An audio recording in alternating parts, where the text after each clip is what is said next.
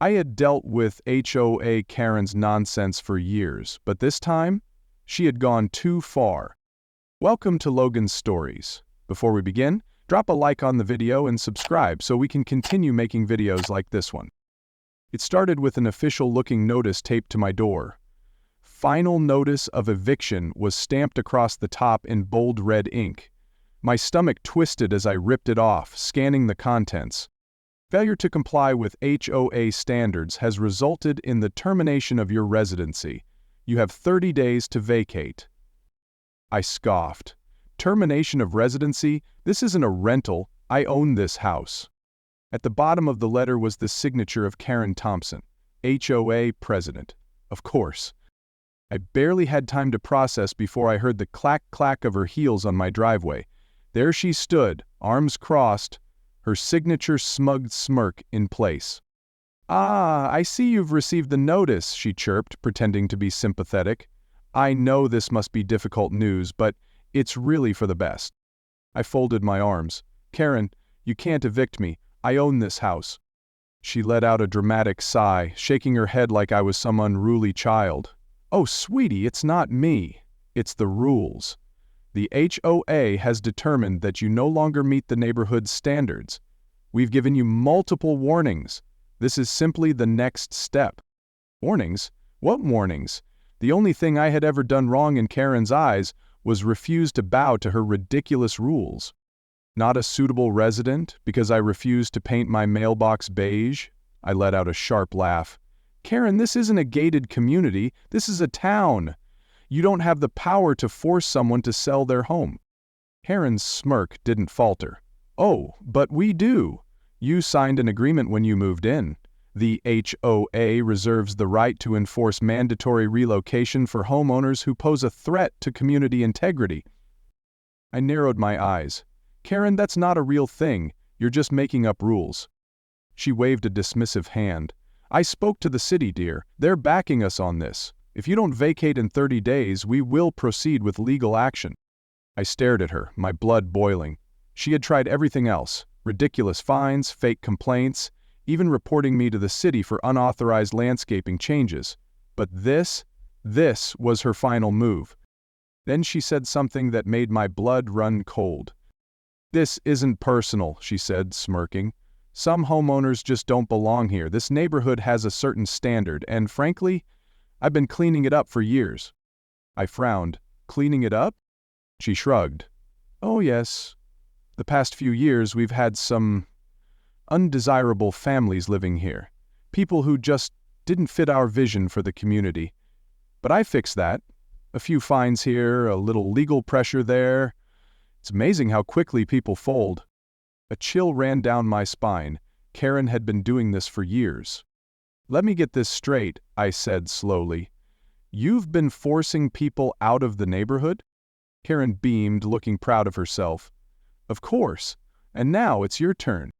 My fists clenched. She wasn't just a control freak. She was a full-blown tyrant. That's when I knew this wasn't just about me anymore. I wasn't just fighting for my house. I was fighting for everyone she had ever wronged. Karen wanted a war? She just got one. I stormed inside, slamming the door behind me. My heart was pounding, but I wasn't going to let her rattle me. I needed to think. First things first, I needed to know exactly what I was up against. I pulled out my file cabinet, flipping through years of bogus violations, notices, and fines that Karen had thrown my way. Everything from grass too long to improper trash bin placement. She had been building a case against me for years, waiting for the right moment to make her move. She had won against other homeowners with these same tactics, but this time, she messed with the wrong person. I needed to talk to the neighbors. If Karen had done this before, there had to be others who had been forced out. I grabbed my phone and started making calls. "Hey, Mrs. Patel, did Karen ever try to fine you for anything weird?" I asked when she picked up. There was a pause before she spoke. "She nearly ruined me. She fined me every month for a non-compliant fence until I couldn't afford to fight her anymore. I had to sell." My jaw tightened. "And who bought your house?" She sighed. "Some developer, flipped it in a month, sold for twice what I got." I clenched my fist. Karen wasn't just kicking people out. She was working with real estate developers to flip homes for profit. I thanked Mrs. Patel and dialed another number. Same story. Over the next several hours, I pieced together what was happening. Karen had orchestrated a purge of homeowners who didn't fit her vision, and once they were gone, their homes were bought up and resold. I was staring at a full-blown real estate scam disguised as HOA enforcement. Karen thought she could get rid of me? She had no idea who she was dealing with. I wasn't just going to fight back. I was going to win. The next morning, I took a walk around the neighborhood. Karen might have ruled this place with an iron fist, but I knew she had left a trail of victims, and I needed to hear their stories firsthand. I started with Mrs. Patel, the one person who had already confirmed Karen's dirty tactics. She invited me inside, her face lined with stress even though she had already moved away from the neighborhood. "I still get anxiety thinking about it," she admitted. Karen didn't just fine me. She would send me letters every week, escalating the pressure. She even called the city about hazardous conditions on my property. When the inspector came, he said there was nothing wrong, but that didn't stop her. I frowned. "And she was doing this to push you out?" Mrs. Patel nodded, stirring her tea with a shaking hand. "I didn't realize it until it was too late. She was making it impossible to stay. And when I finally caved and sold the house, guess who showed up to the sale? A friend of hers." I thanked Mrs. Patel and moved on. Mr. Miller, a retired veteran who had lived here for 2 decades, had a similar story. "She fined me for my dog barking. You know I have a poodle, the quietest dog in the world, but Karen claimed she had multiple complaints. Then she said my fence was 1 inch too high. Then my porch light was too bright. It was nonstop. I fought her for a year before I finally gave up." As I spoke to more people, the same pattern emerged. Bogus fines, legal threats, harassment, all leading to one outcome: people selling their homes for far below market value. And each time the buyer was someone connected to Karen. I returned home that night with pages of notes and testimony. This wasn't just a few bad fines, this was a coordinated scam. Karen was forcing out homeowners and letting her friends and associates buy the properties cheap before flipping them for a profit. But I needed more than just anecdotes, I needed real proof. That's when I had an idea. I pulled out my laptop and started digging into public property records. Every home that had been sold in the past 5 years, I traced them, one by one. The pattern became impossible to ignore. Dozens of houses, all sold under pressure from Karen's HOA, and then quickly flipped to developers, realtors, or shell companies. And those companies? Most were owned by the same handful of people. Karen wasn't just abusing her position. She was running an entire real estate racket. The next morning, I called a real estate lawyer. "This is fraud," she said after I explained everything. "If you can connect Karen directly to these buyers, she could be in serious legal trouble." That was all I needed to hear. But I wasn't done. I took another deep dive into financial records, searching for any signs that Karen was personally profiting. The more I dug, the clearer it became. She had been receiving kickbacks. The shell companies weren't just owned by friends. Many of them had financial ties leading right back to Karen's personal accounts. I saved every single document. This was no longer just an abuse of power. It was felony-level fraud. Later that afternoon, I met with several of the affected homeowners in person. I laid out the evidence I had gathered, showing them exactly how Karen had manipulated them, driven them out, and made money off their misery. Mrs. Patel looked ready to cry. She made me feel like I was the problem, like I had no choice but to leave, but all along she was stealing from us. Mr. Miller shook his head. "We should have fought back sooner." I nodded. "Well, now we are. And we're going to make sure she never does this again." Together we started drafting formal complaints to the city, the housing board, and even the local news outlets. If Karen thought she could keep this quiet, she was about to get a reality check. That evening, I got a surprise. A former HOA board member called me. "I need to meet with you," she said, her voice low and urgent. "I think I made a mistake." "What kind of mistake?" I asked. already feeling my pulse quicken. She hesitated. I helped Karen. I went along with her plans because I thought it was just about neighborhood improvement, but I didn't know about the money. I didn't know she was profiting. My breath caught. You have proof? I have emails, she admitted. Bank statements, signed agreements, everything. I gripped my phone tighter. Meet me tomorrow. We're going to end this. By the time I hung up, I knew one thing for certain. Karen had no idea what was coming for her. The next morning, I met with the former HOA board member, a woman named Linda. She looked nervous as she slid a folder across the table to me. These are all the documents I could get my hands on, she whispered, glancing around as if Karen might materialize out of thin air. Emails, bank transfers, property sales, everything. Karen kept detailed records because she thought she was untouchable. I opened the folder and felt my heart skip a beat. This was more than I could have hoped for. Direct emails from Karen detailing how she pressured city officials into overlooking complaints. Property sales signed off by her close associates. And most damning of all, bank statements linking Karen to illegal kickbacks from developers. I exhaled slowly. Linda, this is enough to bury her. She gave a hesitant smile. That's why I wanted to come forward. I should have done it sooner, but Karen has a way of making people afraid. I nodded. Not anymore.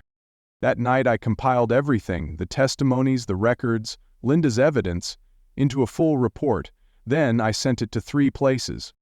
The city council. Karen had bent the law in her favor for years. It was time to put them on notice. A local investigative journalist. If Karen thought she could keep her scheme in the dark, she was about to be blasted into the spotlight. My lawyer, because once this blew up, Karen was going to come after me with everything she had left.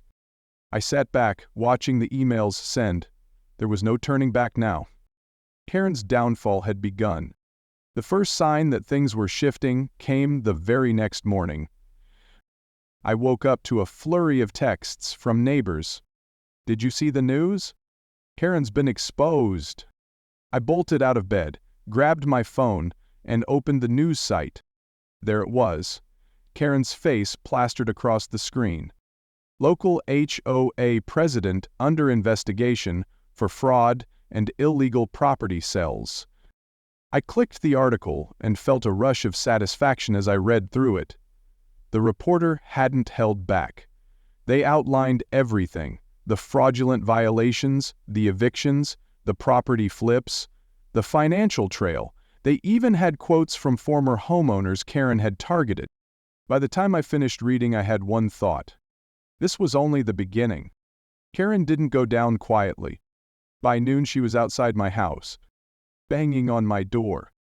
I opened it slowly, already expecting the worst. Karen's face was red with fury, her hands trembling as she shoved a printed copy of the news article at me. "What did you do?" she screeched. "You think you can destroy me with these lies?" I raised an eyebrow. "They're not lies, Karen. The evidence speaks for itself." "I will sue you for defamation," she shouted, jabbing a manicured finger at my chest. "You don't know who you're messing with." I smirked. "Oh, I think I do. And so does the entire town now." Her face twisted in rage, and for a moment I thought she might actually swing at me. Instead, she spun on her heel and stormed off, muttering under her breath. I wasn't worried. She was finished. The next day, things got even worse for her. Karen was officially removed as HOA president by the board. I had expected her to fight it, to throw one of her signature tantrums, but apparently, even her most loyal supporters had abandoned ship. But the real bombshell dropped later that afternoon. The district attorney's office announced they were launching a formal investigation into her finances. Karen wasn't just losing her power. She was about to lose her freedom, and I was going to make sure she had a front row seat to her own destruction. That evening, as the neighborhood buzzed with the news, I received a call from an anonymous number. I hesitated before answering, my gut telling me something big was coming. "You're making a mistake," a distorted voice said on the other end. "Drop this now." I clenched my jaw. "Who is this?" A pause, then a low chuckle. Someone who knows Karen doesn't go down without a fight. She has friends. Powerful friends. I felt my blood run cold. Yeah? Well, so do I. The line went dead. For the first time, I realized I wasn't just dealing with one corrupt HOA president. I had kicked a hornet's nest, and I had no idea how deep this really went. The next morning, Karen vanished.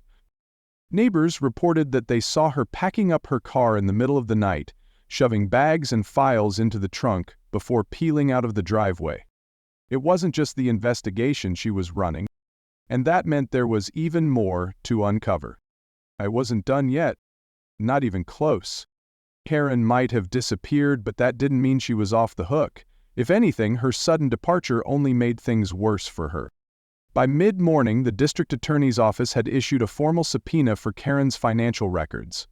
The city council held an emergency meeting to discuss stripping her of all authority in the neighborhood. News stations were hounding local officials, demanding answers. And me?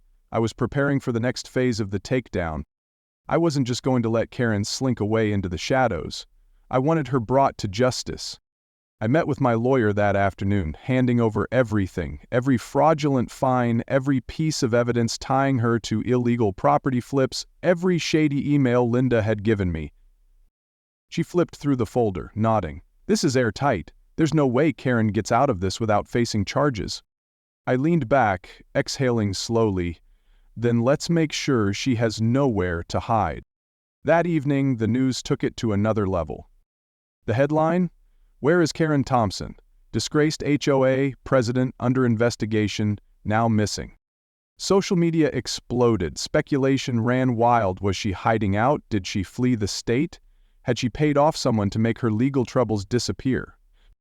I already knew the truth. Karen wasn't smart enough to cover her tracks properly. She thought running would make the problem go away, but all it did was make her look guiltier. Then, on the third day after she vanished, I got another anonymous call. "You're going too far," the distorted voice warned. "Walk away now, or you'll regret it." I gripped the phone tighter. Is that a threat? A pause. Then Karen has connections. People who don't want this to go public. People who can make problems disappear. A chill ran down my spine. Well, they're out of luck, because I'm just getting started. A click, the call ended. But I wasn't scared. I was furious. Karen had powerful allies, but that only made me more determined. I wasn't just exposing a corrupt HOA president anymore. I was exposing something bigger. And I wasn't backing down.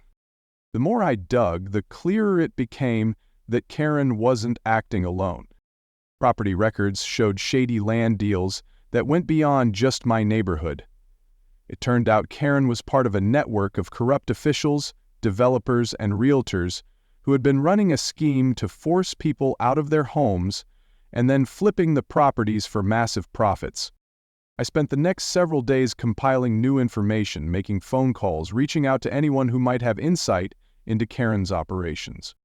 Then I got a tip. "Check the offshore accounts," an anonymous email read. Attached was a document listing several suspicious wire transfers linked to Karen, money moving between shell companies, large deposits showing up in accounts registered in the Cayman Islands. I sent the files to my lawyer immediately. This is money laundering. This goes way beyond just an HOA scandal. She agreed. Karen wasn't just running a local scam. She was part of something bigger and much more dangerous. Meanwhile, back in the neighborhood, things were spiraling out of control. Without Karen's iron grip, the remaining HOA members were scrambling to maintain order. People started speaking out, more victims came forward, and suddenly we had a flood of new testimonies. An elderly couple revealed that Karen had forced them to sell their home by slapping them with bogus maintenance fees until they couldn't afford to fight anymore. A young family admitted they had left after Karen had threatened to have their children's school enrollment revoked if they didn't comply with her rules. The more people talked, the more it became obvious Karen had been ruining lives for years. But now, she was the one running scared. Then, the break we had been waiting for happened. Karen was spotted at a luxury hotel in Miami. Someone snapped a photo of her lounging by the pool sipping on a margarita like she wasn't a wanted fraudster. The image went viral instantly. "Unbelievable," I muttered, shaking my head as I stared at the screen. I forwarded the image to the district attorney's office. "There's your fugitive, bring her in." Within 24 hours, Karen was in handcuffs. The police stormed the hotel, dragging her out in broad daylight as cameras flashed and reporters shouted questions. She screamed about misunderstandings and fabricated accusations, but it was too late. The woman who had spent years bullying and threatening homeowners had finally met her reckoning. The neighborhood threw a celebration that night. For the first time in years, people felt safe in their own homes, the corrupt HOA was dissolved, and homeowners voted in a new leadership council dedicated to fairness. I stood on my porch, watching as people laughed and toasted to a future free from Karen's tyranny. Mr. Miller raised a glass. "You did it. You took her down." I smirked. "We all did, and now we can finally live in peace." The morning after Karen's arrest, the neighborhood felt different, lighter, as if a weight had been lifted. People walked their dogs without glancing over their shoulders. Kids played outside without nervous parents watching for another one of Karen's ridiculous fines. Karen had spent years terrorizing this community, but now? She was the one sitting in a cold jail cell, awaiting formal charges. That afternoon, I got a call from my lawyer. "The DA is going after Karen hard. They've uncovered even more fraud than we thought. Money laundering, tax evasion, conspiracy to commit real estate fraud. She's looking at decades in prison." I let out a low whistle. That's more than I expected. Turns out she had more than just local connections. Some of the developers she worked with, international players. The feds are getting involved now. I grinned. Good. Let her squirm. The following week, the fallout spread even further. Other corrupt HOA members were forced to resign, local officials who had ignored Karen's abuse were under review, and multiple lawsuits were filed by former homeowners demanding compensation for their losses. Karen's name became a cautionary tale. Homeowners across the state began pushing back against predatory HOAs, using our story as inspiration. News channels kept covering the case, and before long a movement had started. No more unchecked power for corrupt HOAs. A month later, I got an invitation to a community town hall. The new leadership council had been elected, and they wanted me to say a few words. As I stood in front of my neighbors, I took a deep breath. "We've been through a lot," I began. "For years we let Karen control us. We let her threaten us, fine us, force families out of their homes. But we fought back, and we won." Applause erupted. I continued. "We built this neighborhood, not her. And from now on, we decide how it's run. We look out for each other. We never let another Karen take control again." A cheer went up. The nightmare was over. And for the first time in years, the neighborhood finally felt like home. But Karen's troubles were far from over.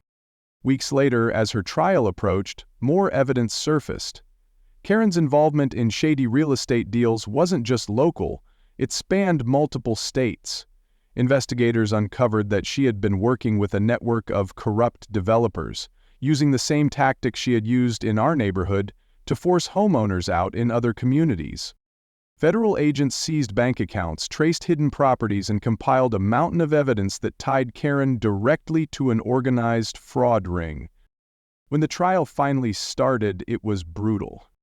Karen sat in the courtroom, her once confident smirk replaced with hollow exhaustion. She faced a long list of charges, each more damning than the last. Former homeowners testified, exposing the years of torment she inflicted on them.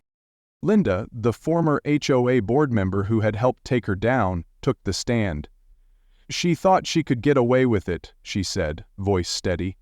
"But the thing about corruption is, sooner or later it crumbles." The prosecution didn't hold back. They showed the jury paper trails, offshore accounts, illegal property sales, and dozens of victim testimonies. Karen tried everything. She blamed the HOA board, claimed she was following orders, even tried to say she was the real victim. The jury didn't buy it. After 3 weeks, the verdict came in.